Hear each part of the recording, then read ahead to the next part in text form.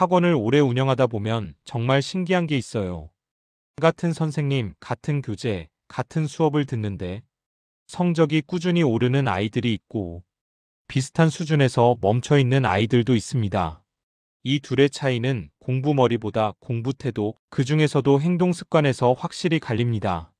오늘은 제가 실제로 수년간 수백 명의 학생을 보면서 공통적으로 느낀 상위권 학생들의 행동 패턴 5가지를 말씀드리겠습니다.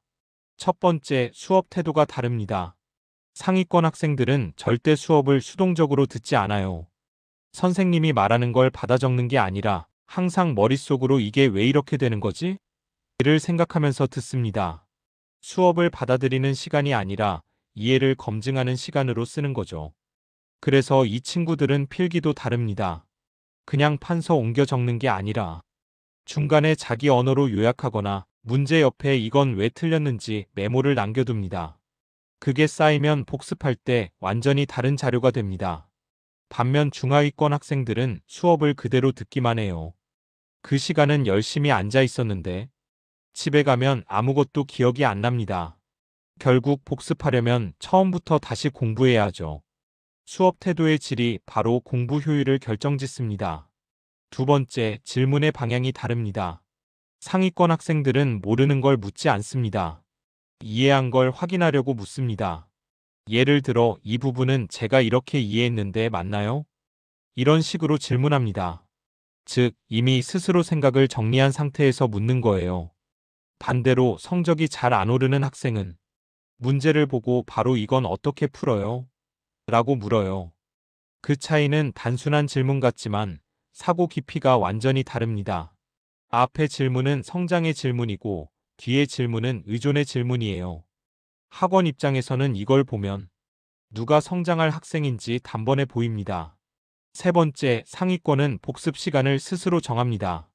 많은 학생들이 시간이 없어요라고 말하죠. 근데 상위권 학생들은 똑같이 바쁜데도 복습 시간을 반드시 확보합니다. 그 비결은 시간이 남을 때 공부가 아니라 공부를 위해 시간을 남긴다는 겁니다.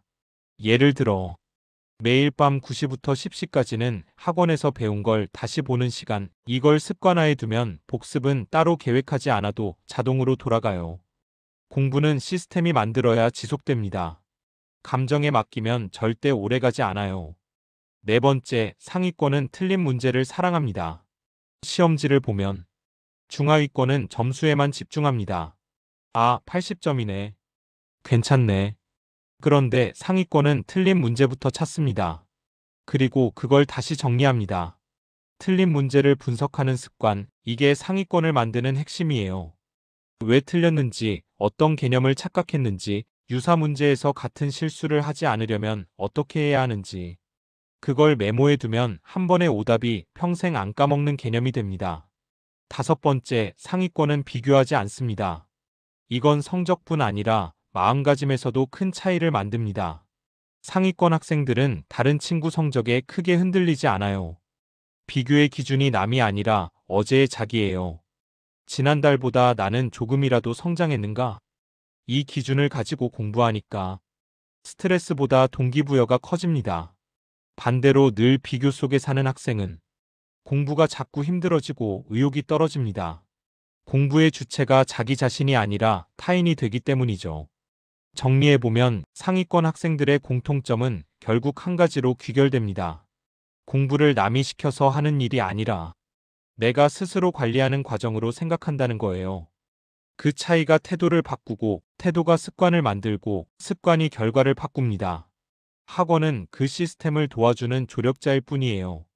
결국 공부의 성패는 누가 얼마나 꾸준히 자기 관리를 하는가에 달려 있습니다. 이건 제가 수년 동안 수많은 학생을 보며 내린 결론입니다.